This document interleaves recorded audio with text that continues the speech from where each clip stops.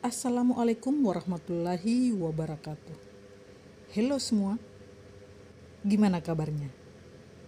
Semoga dalam keadaan baik dan sehat walafiat.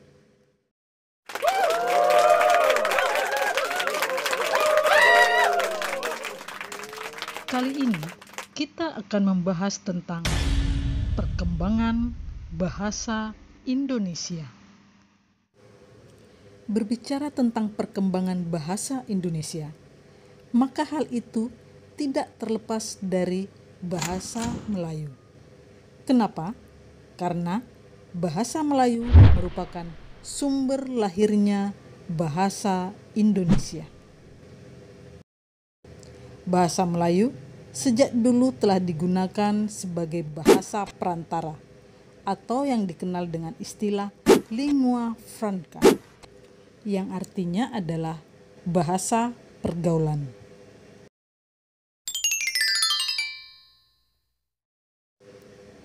Perlu diketahui bahwa bahasa Melayu tidak hanya digunakan di Kepulauan Nusantara saja, akan tetapi juga digunakan hampir di seluruh Asia Tenggara. Sebagai buktinya, hal ini diperkuat dengan ditemukannya prasasti-prasasti kuno dari kerajaan yang ada di Indonesia, ditulis dengan menggunakan bahasa Melayu. Pada saat itu, bahasa Melayu telah berfungsi sebagai bahasa kebudayaan, bahasa perhubungan, bahasa perdagangan, dan bahasa resmi kerajaan.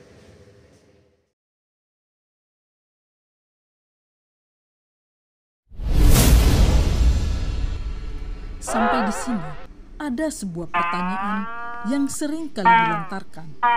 Pertanyaannya adalah, kenapa bahasa Melayu yang dipilih atau yang diangkat sebagai bahasa Indonesia? Kenapa bukan bahasa Jawa? Kenapa bukan bahasa Makassar?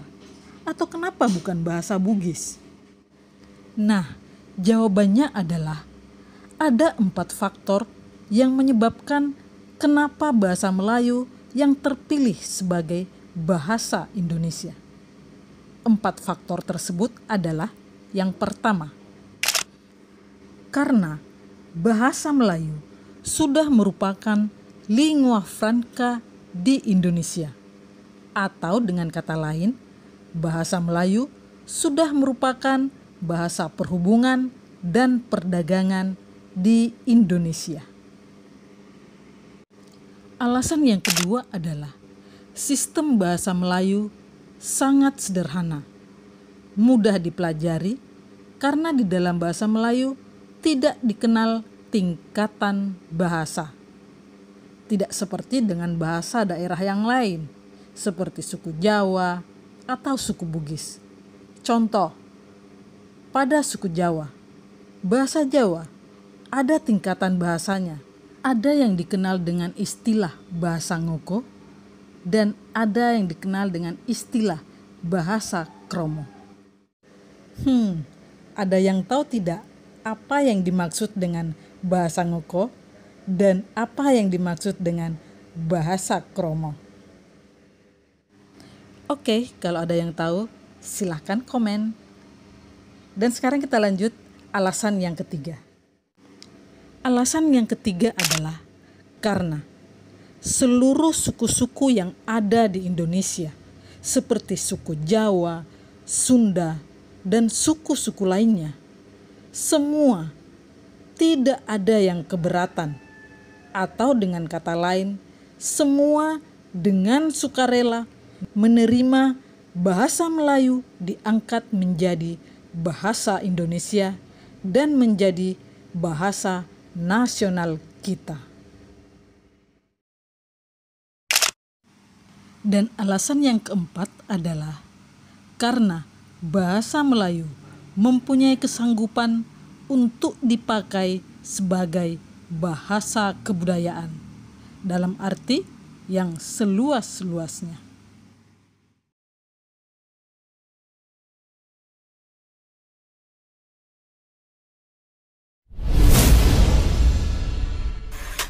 Berbicara lebih jauh tentang perkembangan bahasa Indonesia, ada dua hal yang perlu kita ketahui, yaitu fungsi dan kedudukan. Terdapat dua poin kedudukan bahasa Indonesia, yakni kedudukannya sebagai bahasa nasional dan kedudukannya sebagai bahasa negara.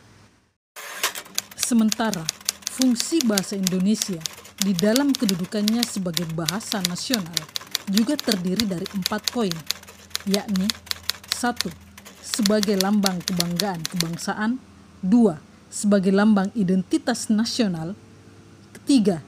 Sebagai alat perhubungan antar warga, daerah, dan budaya, dan yang keempat, sebagai alat yang memungkinkan penyatuan berbagai suku-suku bangsa. Dan fungsi bahasa Indonesia di dalam kedudukannya sebagai bahasa negara juga terdiri dari 4 poin, yakni 1. Sebagai bahasa resmi kenegaraan, 2. Sebagai pengantar dalam dunia pendidikan, 3. Sebagai alat perhubungan pada tingkat nasional, dan yang keempat, sebagai alat pengembangan kebudayaan, ilmu pengetahuan, dan teknologi. Alright.